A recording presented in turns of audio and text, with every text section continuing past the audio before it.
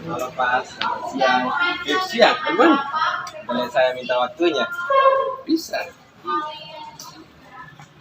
Begini Pak, belakangan ini saya merasa tidak nyaman dalam suatu mata pelajaran.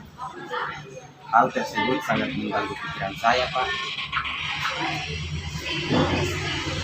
Lalu, gimana? Saya hanya ingin mendapat solusi dari masalah saya Pak.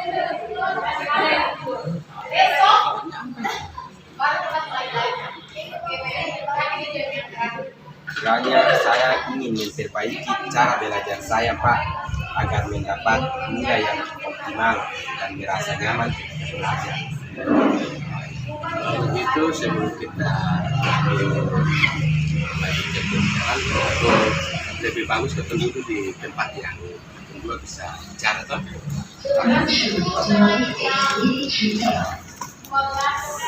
Halo, selamat siang Pak. Siang, Wahyu. Bisa saya minta waktunya? Bisa. Saya ingin ngobrol dengan Pak sebentar. Apa boleh Pak? Itu bicara apa itu? Masalahnya ada apa? Begini Pak, belakangan ini saya merasa tidak nyaman dalam suatu mata pelajaran. Hal tersebut sangat mengganggu pikiran saya Pak. Kira-kira apa yang bisa Bapak Guru bantu? Dan apa yang kamu ingin capai di akhir diskusi ini? Saya hanya ingin mendapat solusi dari masalah saya Pak. Solusi. Terus ada lagi? Kiranya saya ingin memperbaiki cara belajar saya Pak, agar mendapatkan nilai yang optimal dan merasa nyaman ketika belajar. Ketika belajar, baiklah. Sebelumnya, bisa kamu ceritakan hal apa yang membuat merasa tidak nyaman dan dari dalam suatu mata pelajaran? Saya bingung Pak, saya merasa belakangan ini saya diperlakukan tidak adil oleh seorang guru Pak, dalam hal pemberian nilai ulangan.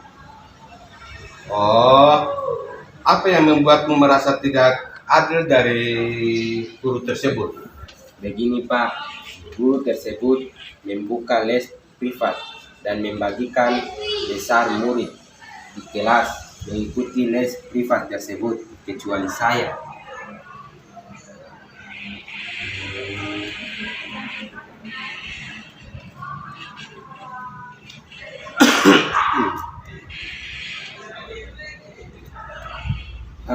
Saya merasa bahwa nilai yang diberikan tidak adil.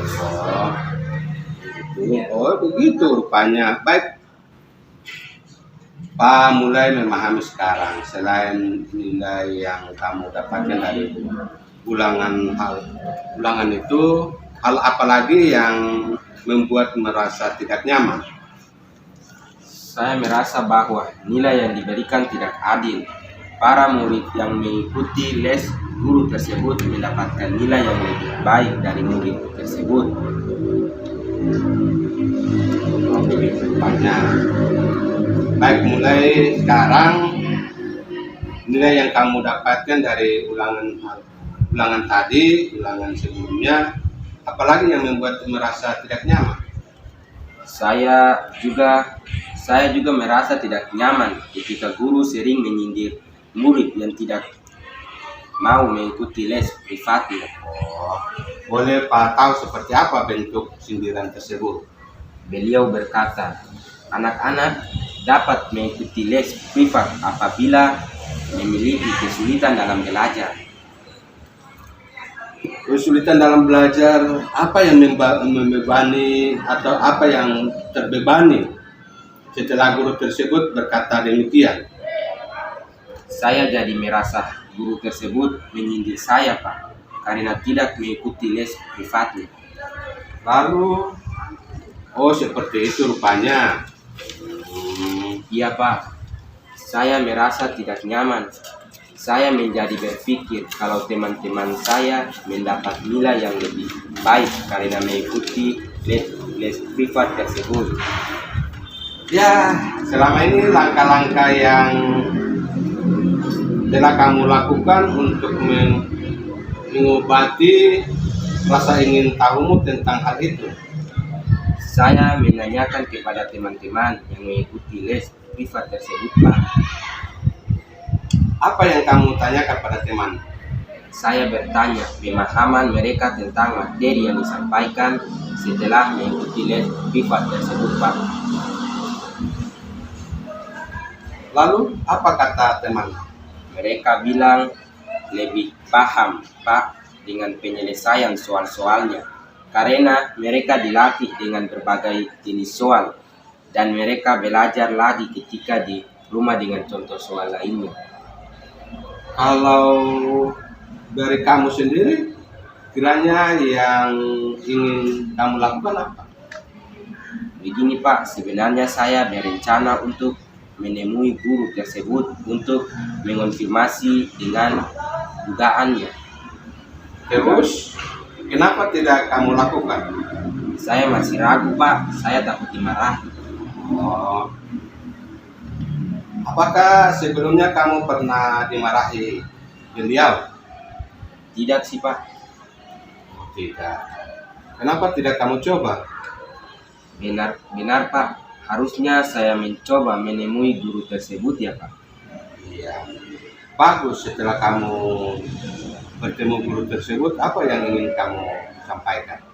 Saya ingin menyampaikan bahwa saya tidak ikut les dan bertanya apakah itu mempengaruhi nilai saya di kelas. Selain itu, saya ingin mengonfirmasi alasan saya mendapat nilai kecil. Bagus, ayo lakukan itu. Selain itu, apa kekuatan yang kamu miliki sehingga kamu merasa yakin mendapatkan nilai tinggi walaupun tidak ikut les tersebut? Saya suka belajar Pak. Setiap sore saya selalu mengulang pembelajaran hari tersebut dan latihan soal. Selain itu, saya selalu membuat catatan yang rapi. Saya juga suka menonton video tutorial di YouTube. Jika tidak ada yang saya pahami, tetap akhir-akhir ini semenjak pandemi, orang tua saya kehilangan pekerjaan dan beralih berjualan jajan. Saya terpaksa membantu Pak. Orang tua saya berjualan jajan di pinggir jalan pada sore hari. Apakah hal tersebut mempengaruhi belajarmu? Saya rasa pengaruh Pak, karena waktu belajar saya berkurang. Oh, nah, coba kamu pikirkan kembali tentang nilai. Apakah disebabkan kamu tidak ikut les atau karena kurang belajar? Wah, mungkin juga ya Pak. Menurut Wahyu, apa yang bisa Wahyu lakukan? Untuk ikut les, saya tidak mungkin karena saya tidak memiliki uang untuk bayar les. Tapi saya akan minta bantuan kasih teman saya Pak. Dia ikut les dan biasanya dia mau menjelaskan ke saya apa yang belum saya pahami.